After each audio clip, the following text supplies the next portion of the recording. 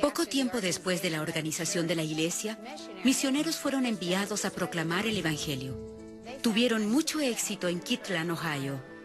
Al poco tiempo de la llegada de José a Kirtland, el Señor le reveló la ubicación de Sion en Missouri, donde él dedicó un lugar para un templo.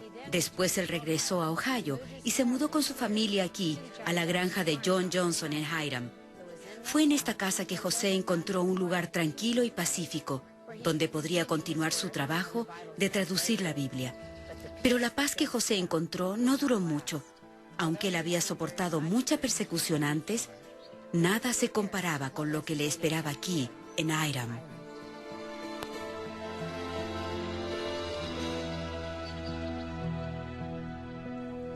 Tempranamente en la vida de José le fue dado a conocer que su nombre sería usado para bien o para mal. El destino de José en la vida fue la persecución. Él enfrentó mucha persecución. A través de su vida hay muchos eventos e incidentes que resultaron en lesiones físicas debido a la persecución. Pero la mayor parte de la persecución era de personas que no comprendían la iglesia y que por alguna razón u otra pensaron que tenían que ellos mismos hacerse cargo de la situación.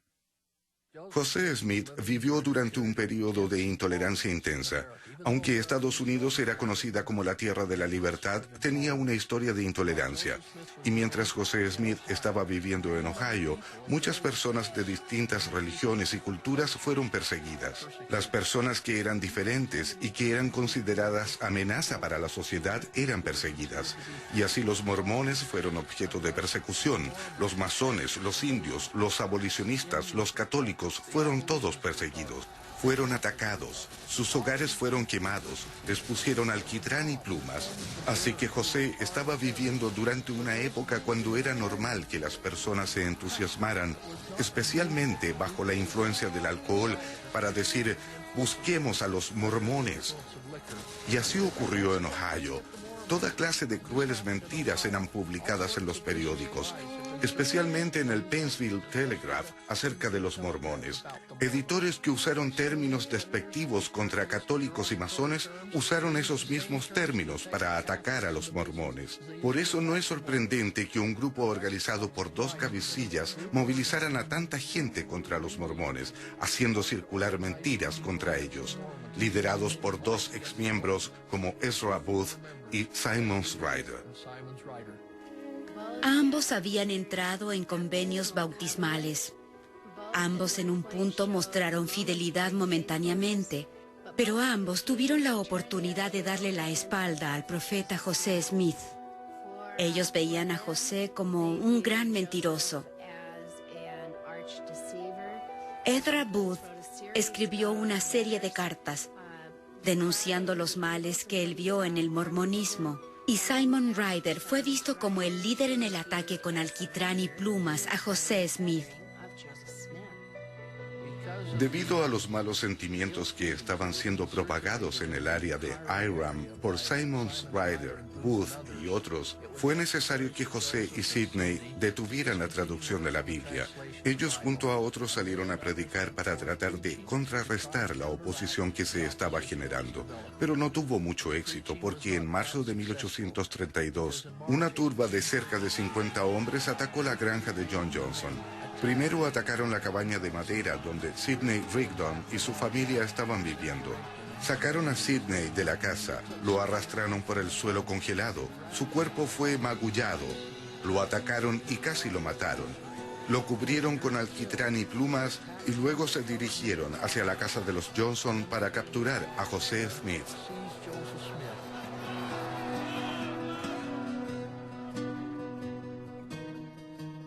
Cerca de la medianoche, los mellizos que estaban enfermos de sarampión habían obligado a José y Emma a estar despiertos.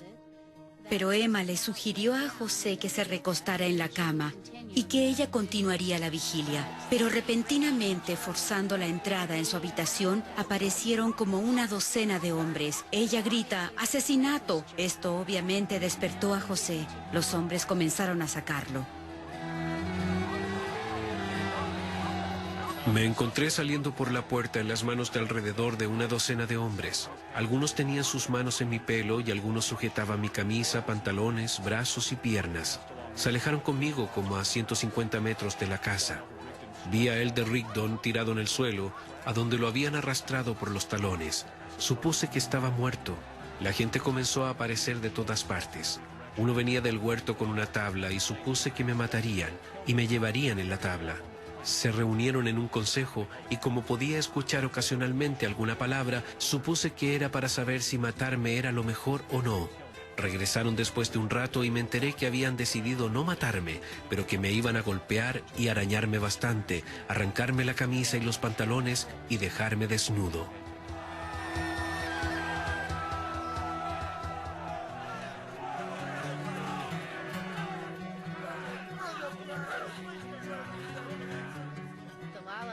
La turba sin ley parecía incontrolable esa noche. Intentaron castrar a José al colocarlo sobre una tabla. El cuchillo se cayó de la mano del doctor, un hombre llamado Dr. Dennison. El doctor había sacado un frasco con ácido nítrico y había tratado de vaciarlo en la boca de José. En el intento, él astilló uno de los dientes de José y la pregunta era, ¿dónde está el balde de alquitrán? El alquitrán era algo que se encontraba fácilmente en la frontera. La gente lo tenía. La mayoría de sus casas era de troncos, y para que sus hogares fueran confortables, tenían baldes de alquitrán afuera de sus casas, y mezclaban alquitrán con hojas para sellar sus hogares del clima. En el caso de José Smith, él fue recubierto con alquitrán y plumas. Las turbas no siempre usaban alquitrán y plumas. La mayoría solo recubrían a sus víctimas con alquitrán. Pero en el caso de José Smith, él fue recubierto con alquitrán y plumas. José dijo que le pusieran una paleta con alquitrán en su boca y después tomaron el balde y lo esparcieron por todo su cuerpo. Entonces rasgaron una almohada que sacaron de la casa de Sidney Rigdon y las plumas que cayeron era para mostrar que se burlaron de él. Se burlaron de José Smith. Se burlaron del mormonismo. Se burlaron de sus creencias. Esta turba no tenía idea de que se estaban burlando de un profeta de Dios.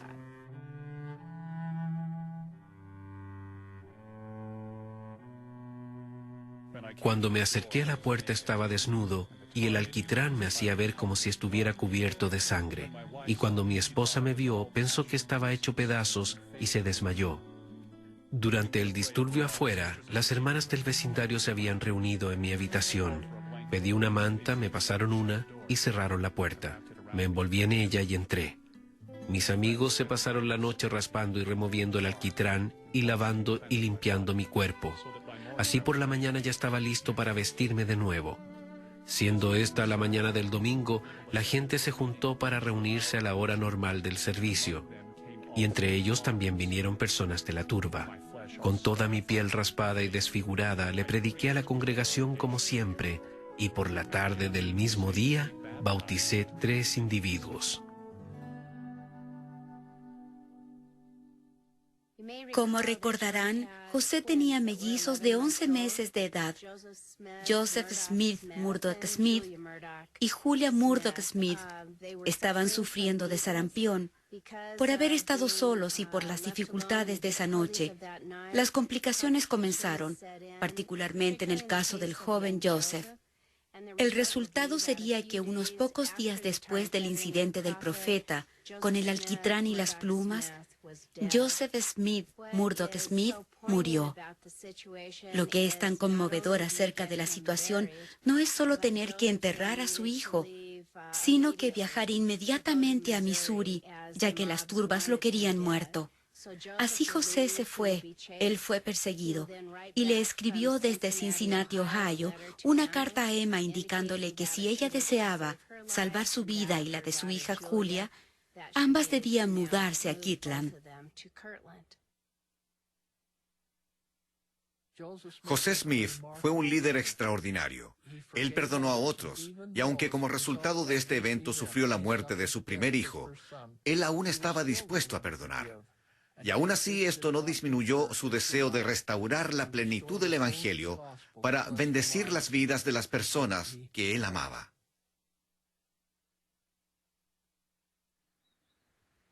Temiendo por su seguridad, José se quedó en Missouri por un corto tiempo.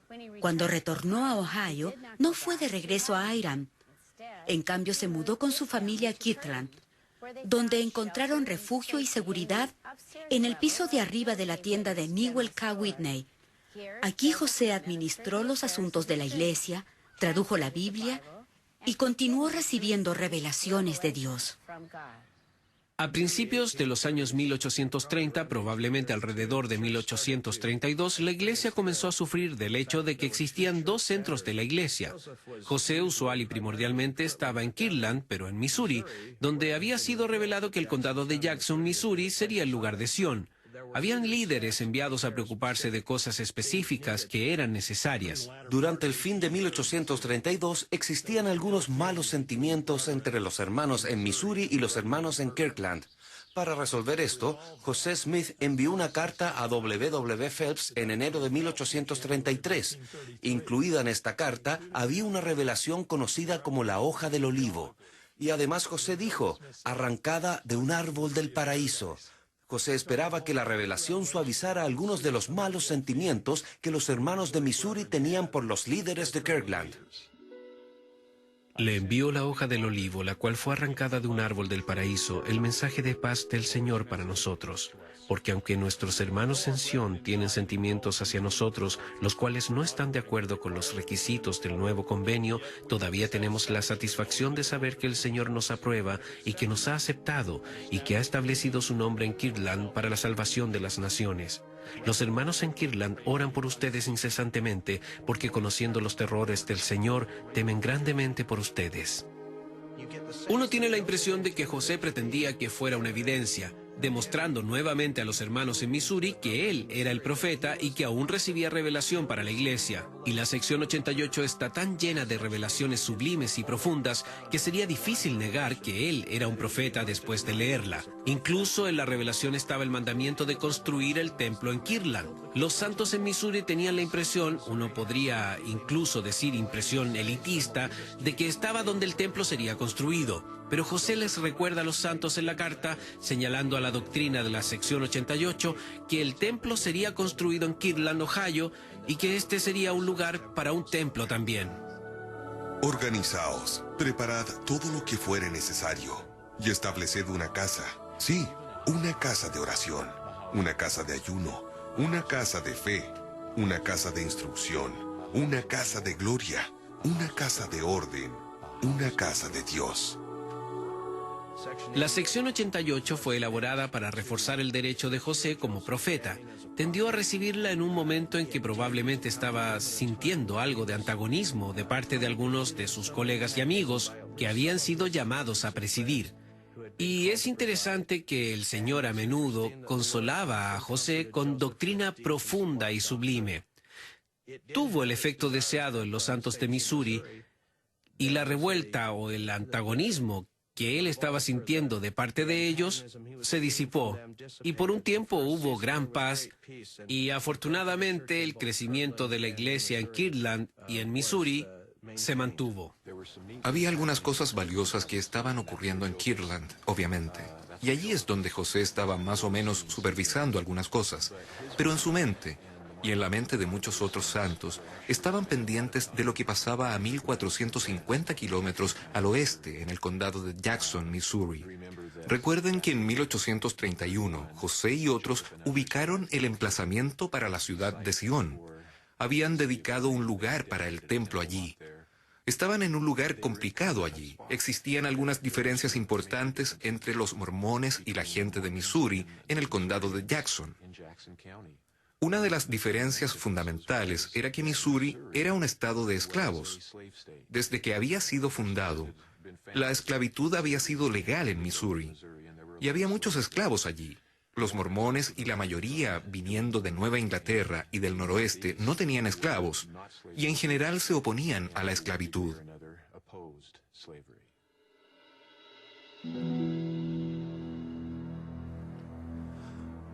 Los mormones, por supuesto, también eran básicamente un peligro político para los colonos en el condado de Jackson. y para 1833 más de 1.200 mormones se habían asentado en el condado. El condado contaba durante este tiempo probablemente con alrededor de 3.300 personas en total, así que los mormones representaban alrededor de 1/3 de la población del condado. Los mormones también tenían su propia imprenta. Esta era la única imprenta en el condado, operada por W. Phelps con la ayuda de Oliver Cowdery y otros. Uno puede imaginarse a la gente leyendo el periódico y dando vuelta a la página y ver una de las revelaciones de José Smith.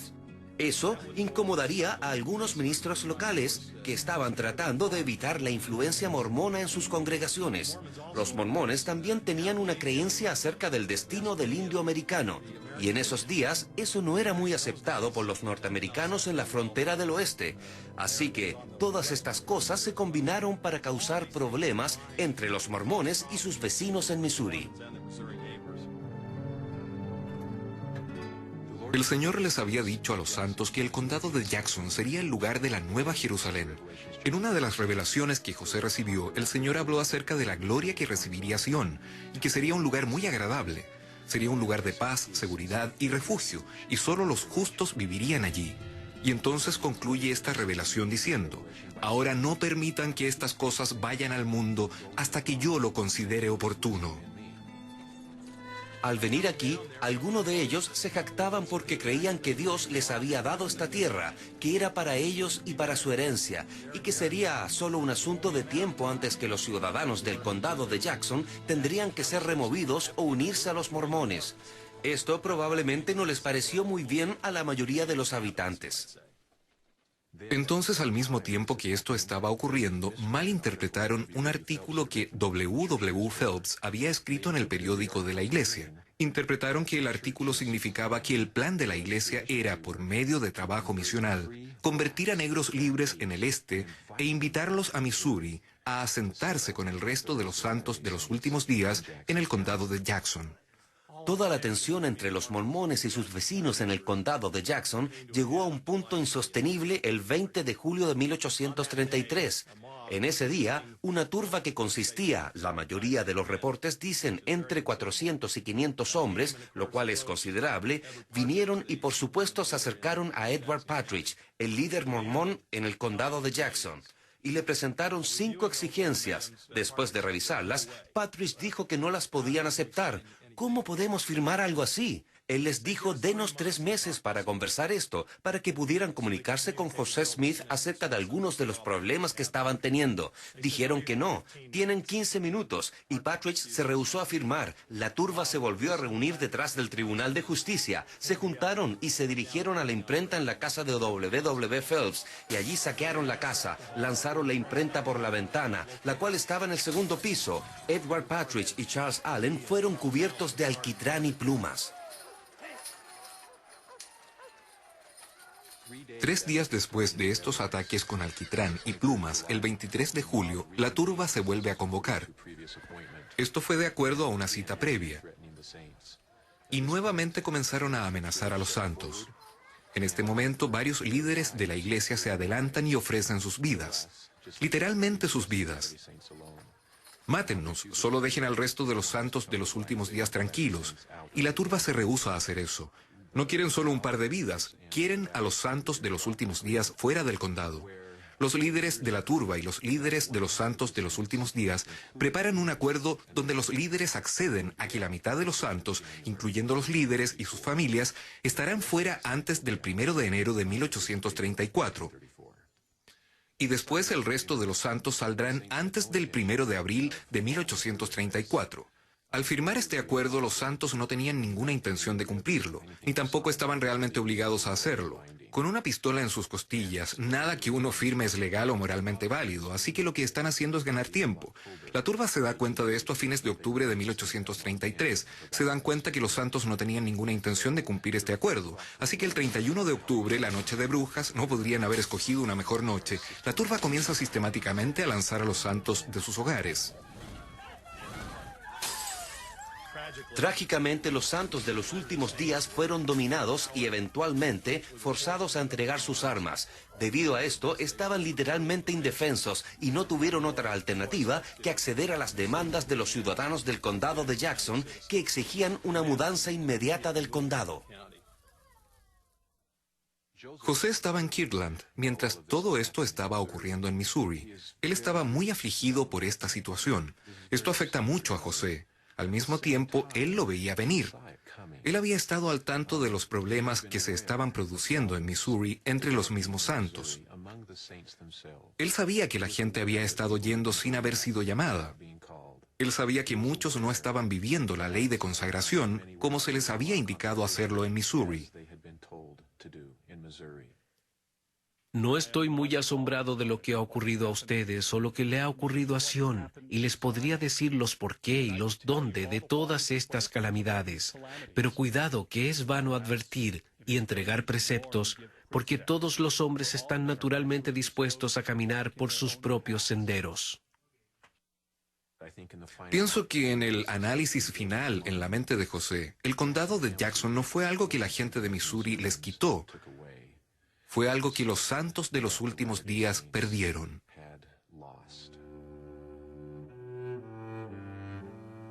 El Señor expresó su misericordia al mandar al profeta José Smith a dirigir a un grupo de hermanos a ayudar a los santos que habían sido echados de Jackson por la turba. Él mandó al profeta el 24 de febrero de 1834 a reunir a un ejército de hombres que José iba a liderar y a viajar desde el noreste de Ohio los casi 1.600 kilómetros hasta el condado de Jackson, Missouri. Este no era un momento conveniente para que José saliera de Ohio. Había por lo menos 3 cosas importantes que le habrían impedido ir. Una era que estaban construyendo el templo de Kirtland, también cumpliendo un mandamiento del Señor, en el cual José estaba muy involucrado. Segundo, en parte debido a la destrucción de las propiedades y particularmente de los negocios, la imprenta en el condado de Jackson, José estaba endeudado. Habían perdido una propiedad que producía ingresos allí. Y él había obtenido préstamos de acreedores en la ciudad de Nueva York y estaban exigiendo el pago de estos préstamos. Y si José entonces dejaba Ohio e iba a Missouri, podrían pensar que él estaba tratando de escapar de sus deudas. Así que él sintió que tenía que pagar eso primero. Tercero, había un apóstata, Philastus Hartford, quien había iniciado molestas demandas contra el profeta José Smith y su hermano Hiram, y tenían que permanecer en Ohio para asistir a las sesiones de la corte. Pero José sabía que si no iba en el viaje al campo de Sion, probablemente no tendría mucho éxito en reclutar a otros para que fueran con él. Ahora, estos 3 problemas fueron resueltos.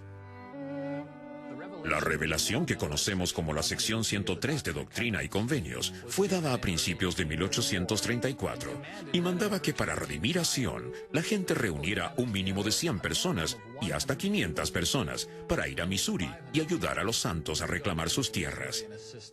Para poder reunir esa cantidad de personas, José y otros recorrieron las áreas cercanas para reclutar estas personas. José mismo fue a Ohio, Pensilvania y Nueva York. Viajó cientos de kilómetros y para principios de mayo de 1834 habían logrado el número mínimo de personas y José pudo comenzar a organizar su contingente y prepararlos para la marcha. El domingo 4 de mayo, el profeta les predicó a los santos en Kirtland bajo la sombra de la nueva casa escuela, la cual estaba parcialmente cercada. Muchos de los que iban a ser parte del campo de Sion estaban presentes. Él testificó de la veracidad de la obra que el Señor había revelado por medio de él, y les prometió a los hermanos que si vivían como debían delante del Señor, obedeciendo los mandamientos, y no como los hijos de Israel murmurando contra el Señor y sus sirvientes, todos deberían regresar a salvo, y ninguno de ellos debería caer durante la misión que estaban a punto de comenzar, ya que si estaban unidos y ejercitaban la fe, Dios los libraría de las manos de sus enemigos.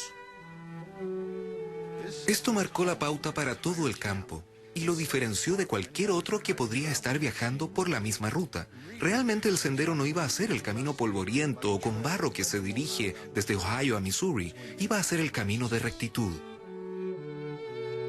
Durante un periodo de alrededor de 3 meses, José Smith y miembros del campo de Sion viajaron hacia Missouri y regresaron en un viaje de ida y vuelta de alrededor de 3.200 kilómetros. No fue un viaje de placer. Fue una oportunidad para estos hombres de sacrificar su tiempo y posiblemente incluso sus vidas a medida que avanzaban para ayudar a sus compañeros santos en Missouri. Mientras viajaban, tuvieron varias dificultades, problemas con el calor, problemas para encontrar agua potable. Estos tipos de experiencias hicieron del campo de Sion no solo una oportunidad para estas personas de aceptar un mandamiento del Señor, sino también para probar su dignidad en un examen como el de Abraham. Le dio la oportunidad a José de conocer mejor a estos hombres en circunstancias más íntimas, para saber cuáles de sus seguidores, cuáles de los miembros de la iglesia que se habían ofrecido para este viaje, estaban realmente dedicados a los propósitos del Señor. Cada noche antes de irnos a descansar al sonido de la trompeta nos inclinábamos ante el Señor en las varias carpas y presentábamos nuestras ofrendas de agradecimiento con oración y súplica. Y al sonido de la trompeta en la mañana cada hombre estaba de nuevo arrodillado ante el Señor implorando su bendición por el día. En la revelación que ordenaba la organización del campo de Sion, el Señor declaró que irían ángeles delante del campo y que incluso su presencia estaría allí para guiarlos. A pesar de que nuestros enemigos estaban continuamente haciendo amenazas de violencia, no tuvimos miedo, ni tampoco dudamos en continuar nuestro viaje, ya que Dios estaba con nosotros, y sus ángeles iban delante de nosotros, y la fe de nuestro pequeño bando era inamovible. Sabíamos que ángeles eran nuestros compañeros porque los vimos. Tal vez el desafío más grande que el profeta José Smith enfrentó en el viaje fueron los murmullos y tal vez también las quejas de algunos de los miembros. José fue humilde y dócil al tratar de manejar esta dificultad. Hubo una ocasión, sin embargo, justo antes que cruzaran el río Mississippi, donde durante una parada al mediodía, él se subió en la rueda de una carreta y le dijo a los miembros del campo que debido a su indisciplina y sus murmullos, iba a haber una plaga que afligiría al campo. 3 semanas más tarde, el 24 de junio, la temida enfermedad de cólera emergió en el campo. 2 días antes del brote, José había recibido una revelación que está ahora registrada en Doctrina y Convenios, sección 105, en la cual el Señor pidió la disolución del campo de Sion. José humildemente aceptó el mandamiento del Señor e informó a los miembros del campo que debido a sus transgresiones, el Señor había indicado que el momento para redimir a Sion no había llegado y no llegaría hasta que aprendieran a ser más obedientes. Debido a que el grupo del campo de Sion no tuvo inmediatamente éxito para redimir a Sion, había algunos críticos en el grupo y entre los santos en Kirtland que alegaban que la marcha del campo de Sion había sido un fracaso. Pero los caminos del Señor no son los caminos del hombre. Y de hecho, el viaje del campo de Sion logró un propósito extremadamente importante, al colocar una fundación para los que liderarían la iglesia durante las próximas décadas. En febrero de 1835, unos pocos meses después de la marcha del campo de Sion, el profeta José llamó a Brigham Young a organizar una reunión aquí en la casa escuela de Kirtland. Los hombres invitados a asistir fueron los que marcharon con el profeta en el campo de Sion. De estos hombres, el Señor escogería a los que iban a ser miembros del primer quórum de los 12 apóstoles y también a los que más tarde iban a ser miembros del quórum de los 70. Desde esta hora deben comenzar a sentir los susurros del Espíritu de Dios y las obras de Dios comenzarán a salir adelante. Desde este momento serán investidos con poder desde lo alto.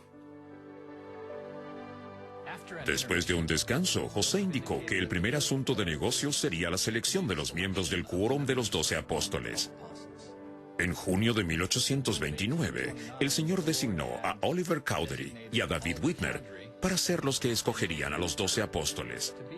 Martin Harris, el tercero de los testigos, se hizo parte de este grupo.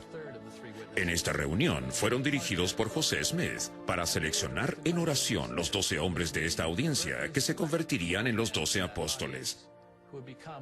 La revelación que ordenaba a Oliver Cowdery y a David Whitmer a escoger los 12 había indicado que por sus deseos y sus obras, estos testigos podrían reconocer a los 12. Así, bajo la dirección de José Smith, generaron un grupo de nombres que fueron entonces revisados por José Smith. Seleccionaron hombres como Brigham Young, Heber C. Kimball, Orson Pratt y Parley P. Pratt.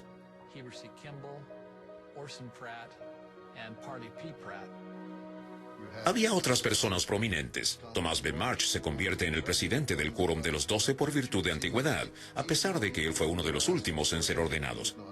Él no fue ordenado hasta abril.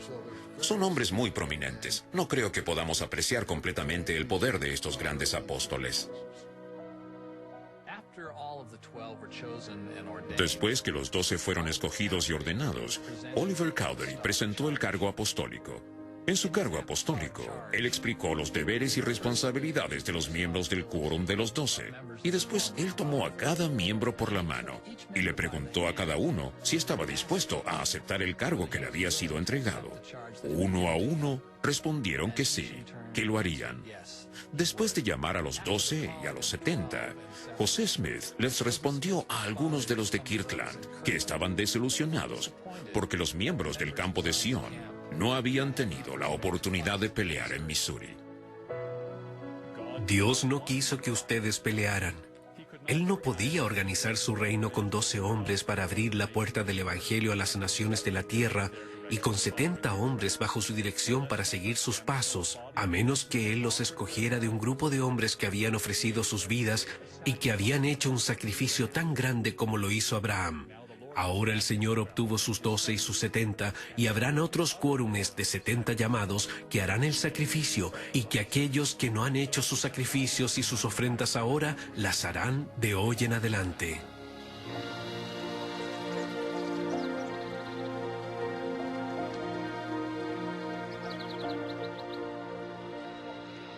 Si uno se puede imaginar que le pidan venir a Kirtland, dejando su granja, su propiedad en Nueva York y en otros lugares, uno puede darse cuenta de lo pobres que habrían quedado estas personas, habiendo dejado todo. Bueno, ¿cómo soluciona uno este problema? Para resolver este problema, crearon varios negocios. Había un aserradero y había una fábrica de potasio. Proveía mucho del dinero necesario, porque una fábrica de potasio puede producir mucho dinero. Así que era una parte importante de la economía. En el presente tomamos la educación y los privilegios que tenemos de obtener una educación como algo normal. Este no era el caso durante los años 1830. Tenían una educación limitada. José Smith tuvo una educación muy básica, probablemente lectura, escritura, aritmética, lo cual era normal para muchos, pero no para todos. Algunos ni siquiera tenían ese nivel de educación. Las niñas no tenían ese nivel de educación. Después que el profeta recibió una revelación, Doctrina y Convenios 88, la cual hablaba de familiarizarse con buenos libros y con educación, a partir de ese momento la iglesia se involucró mucho. Y la educación fue una parte muy importante del sistema en general.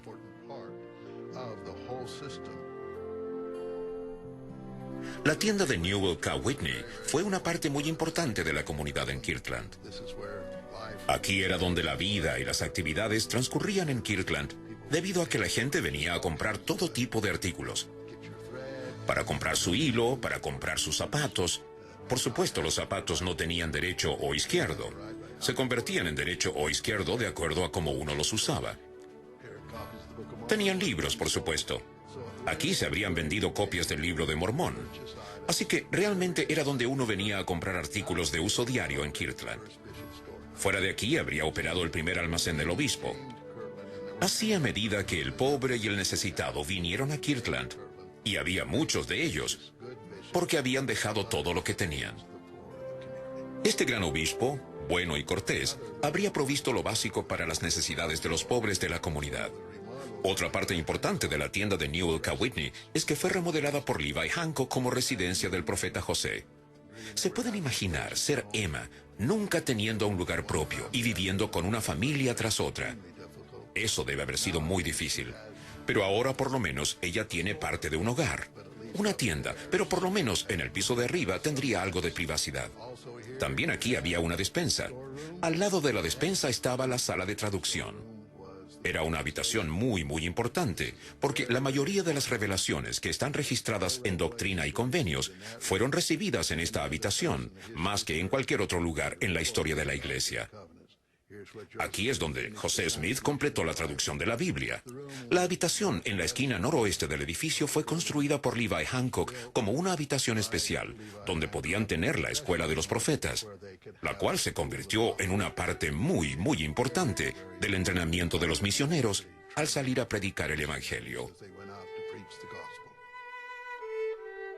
La sección 88 de Doctrina y Convenios esboza el procedimiento, el currículo y las características de la escuela. Y así, en armonía con esta revelación en particular, los santos a principios de enero comenzaron a reunirse en la tienda de Newell K. Whitney. La mayoría eran misioneros, pero vinieron desde el campo misional para recibir instrucción. Sin duda, la primera presidencia estaba allí. José Smith, Sidney Rigdon, Frederick G. Williams y muchos otros. Estas personas se reunieron temprano, de acuerdo a las instrucciones encontradas en la sección 88, y fueron recibidas por el profeta José Smith. Luego hicieron un juramento de lealtad a la iglesia que indicaba que iban a obedecer los mandamientos del Señor. Fueron instruidos y después, de acuerdo a la sección 88 de Doctrina y Convenios, participaron en 2 ordenanzas especiales, la del sacramento de la Cena del Señor y también de la ordenanza del lavado de pies. Esta ordenanza del lavado de pies fue descrita en la sección 88.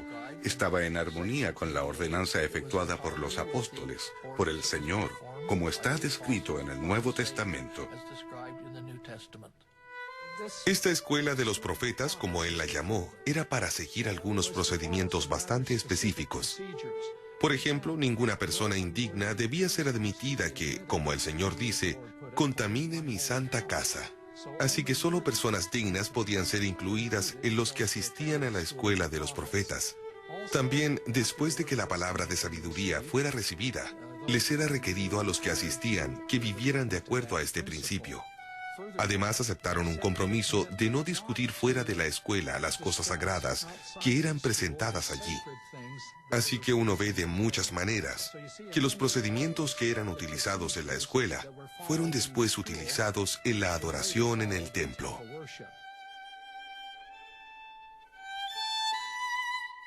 La escuela de los profetas fue en un sentido el primer centro de entrenamiento misional. Y Orson Pratt, quien era uno de los participantes, dijo que el principio que él recuerda como el más destacado fue el principio de depender y aprender cómo recibir el Espíritu del Señor. Pero indudablemente muchos temas fueron enseñados en este primer centro de entrenamiento misional. Temas seculares, temas religiosos. José Smith, Sidney Rigdon habrían sido sin duda profesores. También sabemos que hubo discusiones que se llevaron a cabo en esta escuela de los profetas, pero lo más destacado fue la visión del Salvador para los miembros de la escuela de los profetas. Solo imagínense siendo enseñados por el profeta y que éste les diga que los está preparando para ver al Salvador. Y él escribió a los líderes de la iglesia en Missouri que estaba preparando a estas personas para ver al Salvador de la humanidad. El 18 de marzo, las personas se reunieron. Ayunaron, oraron y durante sus oraciones los cielos fueron abiertos y testificaron que Jesucristo se apareció a los miembros de la escuela de los profetas y que ángeles se aparecieron y bendijeron las vidas de la escuela de los profetas. Y uno de los participantes dijo que él también vio al Salvador. John Murdoch, uno de los primeros misioneros exitosos en los comienzos de la historia de la iglesia, se estaba alojando con el profeta en el momento que los miembros de la escuela de los profetas estaban reunidos, y él también tuvo una visión extraordinaria del Salvador. El profeta nos dijo que si nos humillábamos ante Dios y ejercitábamos nuestra firme fe, veríamos el rostro del Señor. Y alrededor del mediodía, las visiones de mi mente fueron abiertas, y los ojos de mi entendimiento fueron iluminados. Y vi la forma de un hombre lo más hermoso. La apariencia de su cara era firme y clara como el sol, su pelo de un gris plateado brillante con rizos de la forma más majestuosa, sus ojos de un penetrante azul, y la piel de su cuello del más hermoso blanco.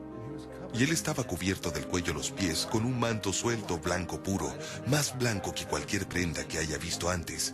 Su semblante era muy penetrante, pero muy agradable, y mientras estaba tratando de comprender el personaje completo de pies a cabeza, se fue de mí, y la visión fue cerrada. Pero dejó en mi mente la impresión de amor por meses que nunca sentía antes hasta ese punto.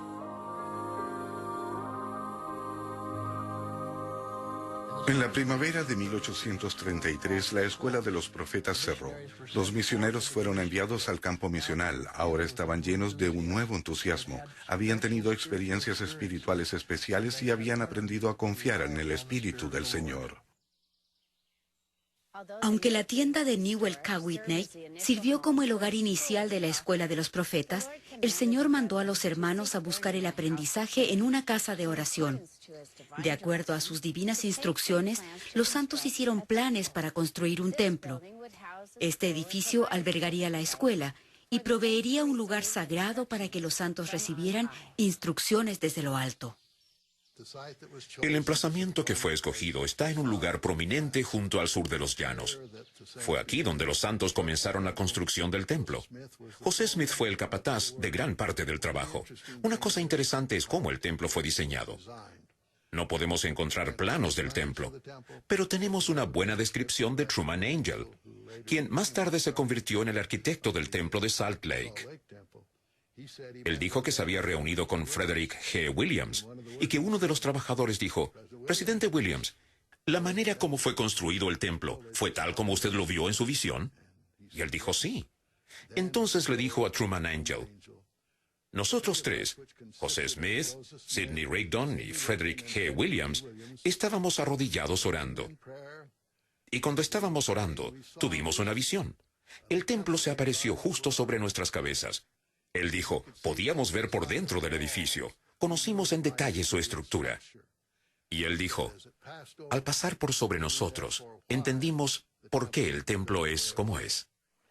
Encontraron una cantera alrededor de 2 kilómetros al sur del emplazamiento del templo, y José Smith personalmente fue a trabajar liderando los esfuerzos para extraer la piedra.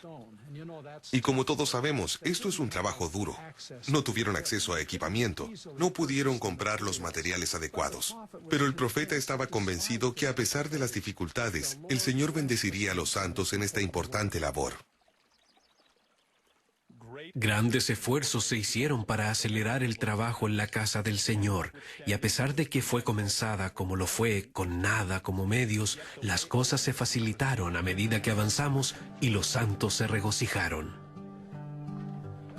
El trabajo en el templo avanzó hasta el punto que para el otoño de 1835, el exterior estaba casi todo terminado.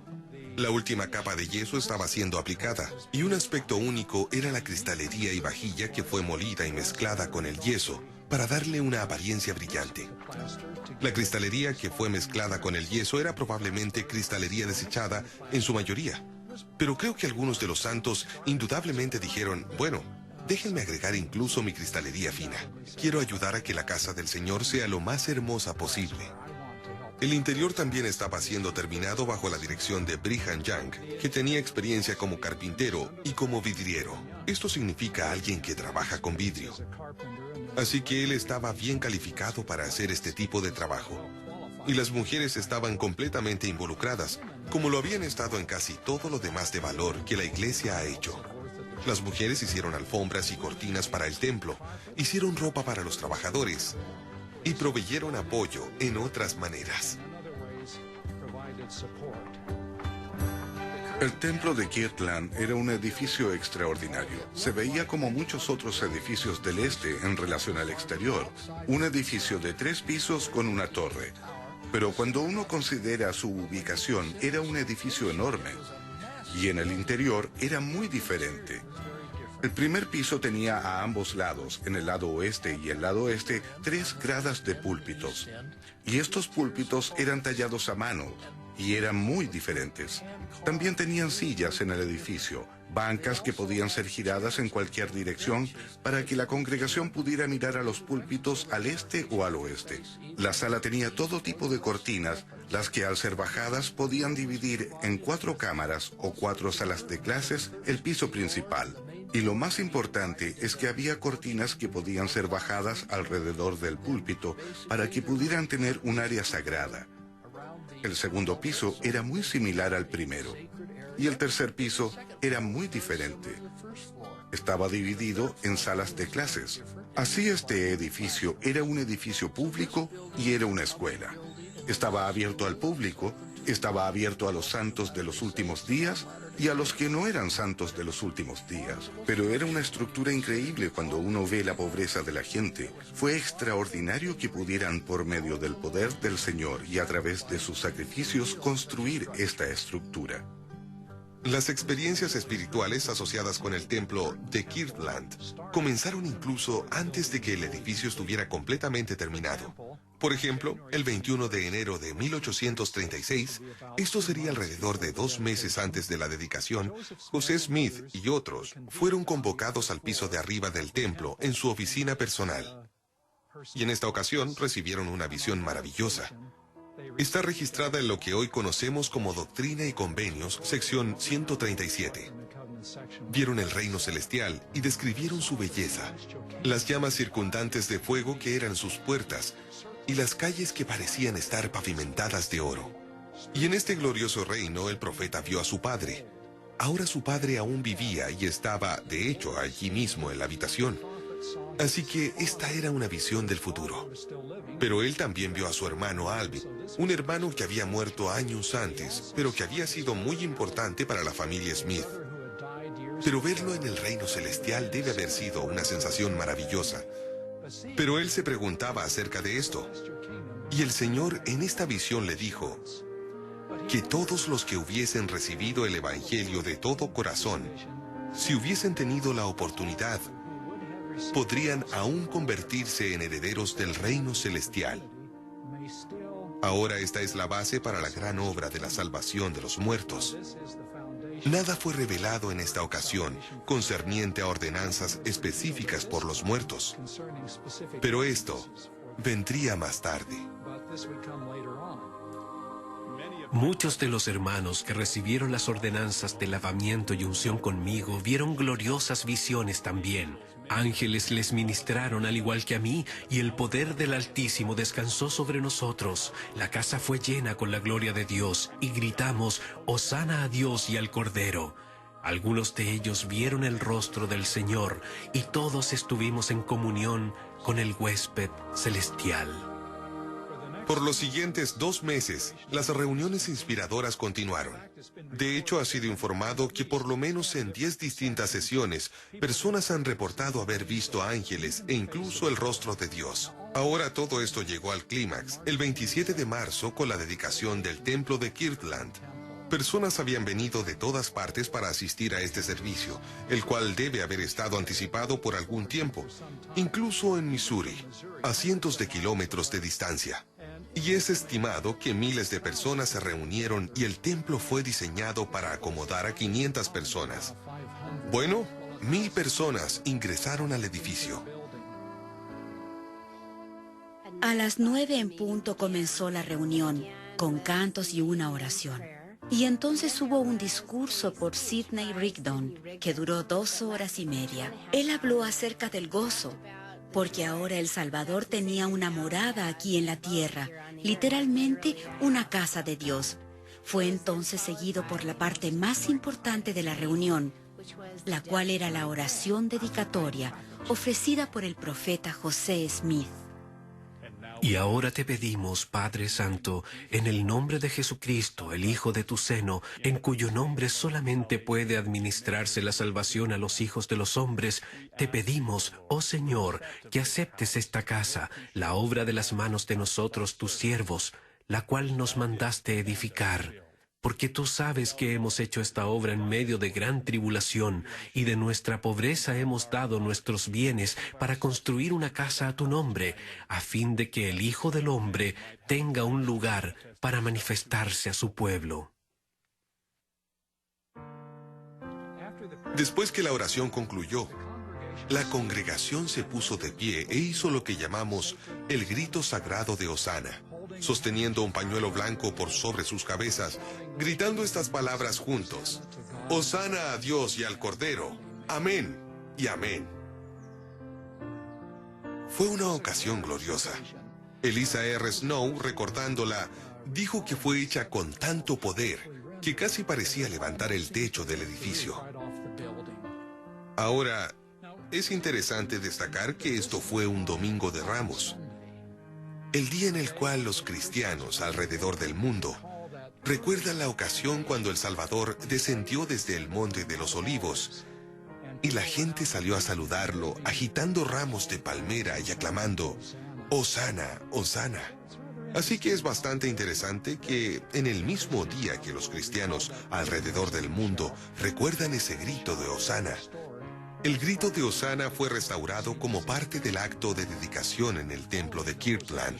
A continuación del grito de Hosana, el coro cantó el himno El Espíritu de Dios. Este himno había sido escrito por W. Phelps antes de la dedicación, y creo que al mirar las palabras del himno, es obvio que le habían dicho algunas de las cosas que ocurrían.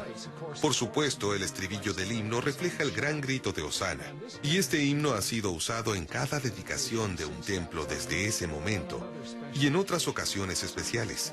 Ciertamente es uno de los himnos favoritos de los santos hoy en día.